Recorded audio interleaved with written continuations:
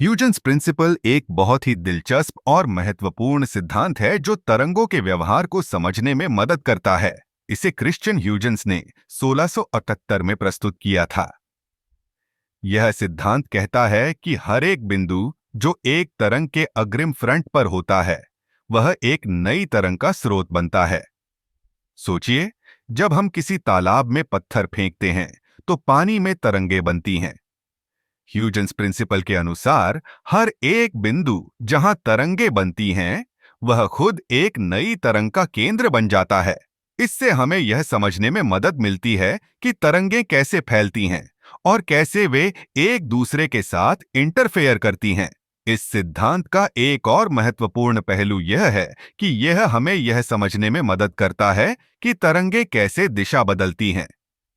जब तरंगे किसी बाधा से टकराती हैं तो वे उस बाधा के चारों ओर मुड़ जाती हैं। इसे हम डिफ्रैक्शन कहते हैं।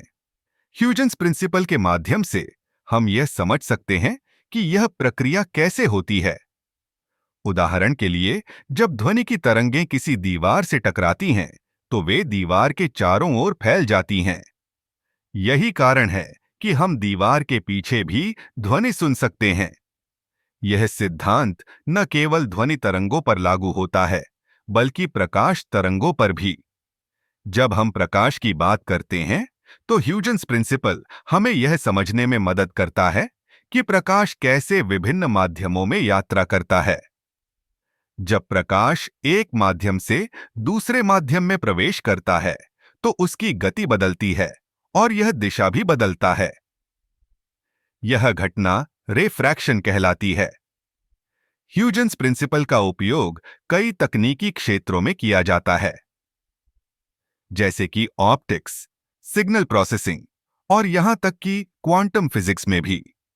यह सिद्धांत हमें यह समझने में मदद करता है कि कैसे तरंगें एक दूसरे के साथ इंटरफेयर करती हैं, जिससे हमें नई तकनीकों का विकास करने में मदद मिलती है।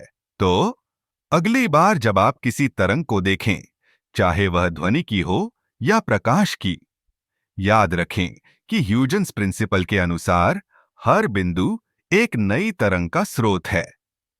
यह सिद्धांत न केवल विज्ञान में बल्कि हमारे दैनिक जीवन में भी महत्वपूर्ण भूमिका निभाता है।